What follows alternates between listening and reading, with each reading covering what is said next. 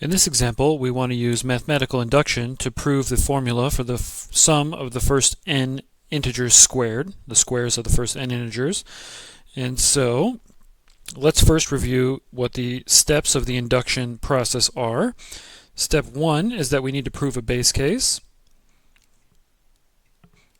So, the base case in this example, and remember, the base case in this example should be that when n is equal to 1, the base case could be n equal to 1, 2, 3, 0. It depends on the statement that you're trying to prove. But in this case, when n is equal to 1, what we should check is that 1 squared should be equal to 1 times 1 plus 1 times 2 times 1 plus 1, all divided by 6. And so, in reality, what we're checking is that the right-hand side is truly equal to 1, because we know that 1 squared is 1.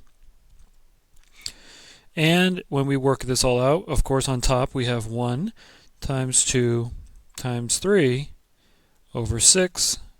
This is 6 over 6, which is 1. So we've shown that the base case is true, that when n equals 1, our formula is verified. Step 2 of the induction process is to set what we call the induction hypothesis. And at this point we have a choice between what we call weak induction and strong induction. We're going to use weak induction on this one. You should review the differences between strong and weak induction. But in this case, what we want to assume is suppose that the hypothesis is true, so that 1 squared plus 2 squared plus 3 squared up to k squared is equal to this formula. So k times k plus 1 times 2k plus 1, all divided by 6. And here's where the weak inductive hypothesis comes. We suppose that this is true for some k bigger than or equal to 1.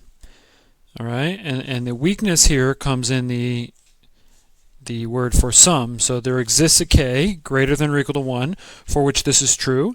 And of course, this hypothesis is not a bogus hypothesis. It is justified by the fact that when k equals 1, we know that it holds, right? So when k equals 1, the base case tells us that indeed this hypothesis is true. And now we assume that it's true, okay, maybe not for just equal to 1, but for some k greater than or equal to 1. If k is equal to 1, then our weak hypothesis is satisfied. We assume that it's true for some k greater than or equal to 1. Again, this is called the induction hypothesis.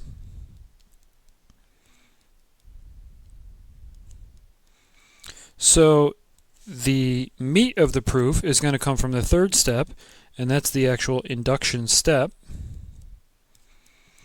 And what we want to do now is prove that this is true for that this statement is true for k plus 1. So for n equals k plus 1. And to do this by induction, we have to use our induction hypothesis. So our goal here is to prove that 1 squared plus 2 squared plus 3 squared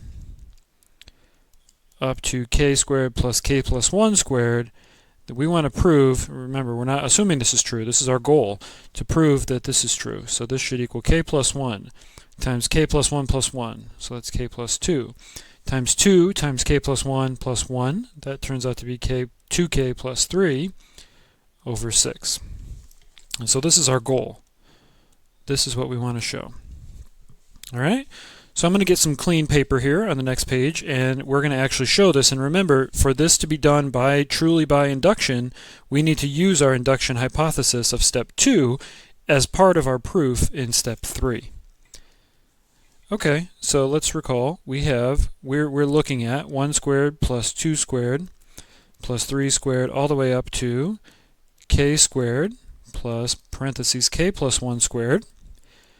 And at this point, this equals, by our induction hypothesis, we have assumed that this is true for some k, right? It's assumed to be true by k. And so by our induction hypothesis, this is equal to k times k plus 1 times 2k plus 1 divided by 6 plus k plus 1 quantity squared.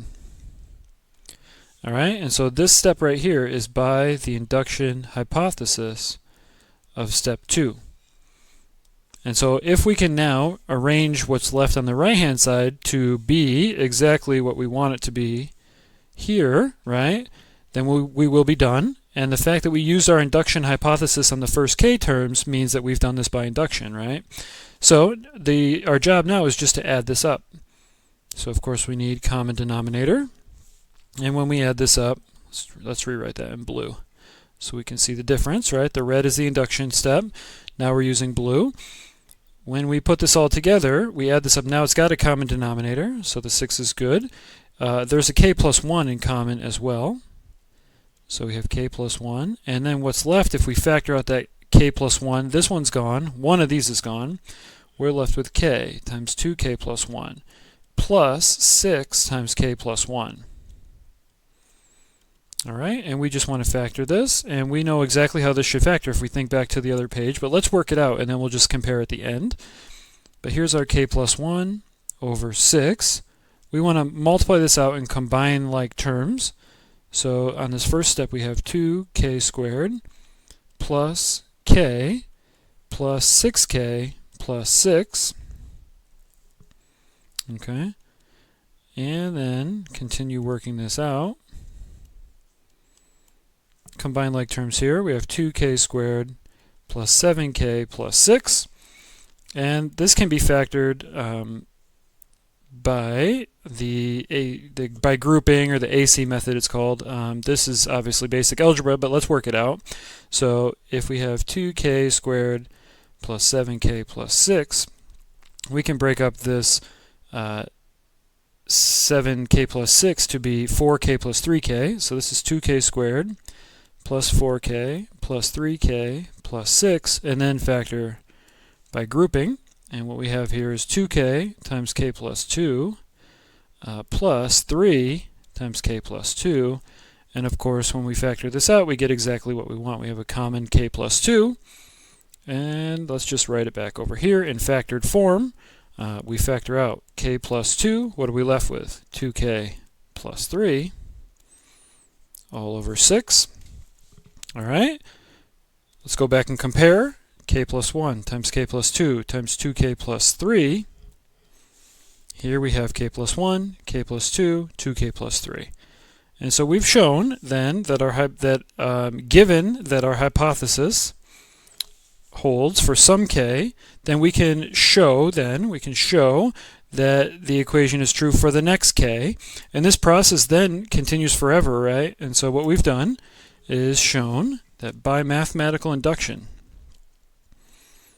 and this is by weak induction, but we don't have to say that in general, but by mathematical induction, we have proved now this formula, that the sum k goes from 1 to n of k squared, that this is equal to n times n plus 1 times 2n plus 1 over 6.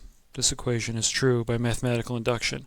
Now, you guys also proved this in an assignment in the previous section, or two sections ago, by manipulating a difference of cubes, actually, and showing there was some telescoping sum going on. This has also been shown by induction now, so 2 ways we now know that this formula is true.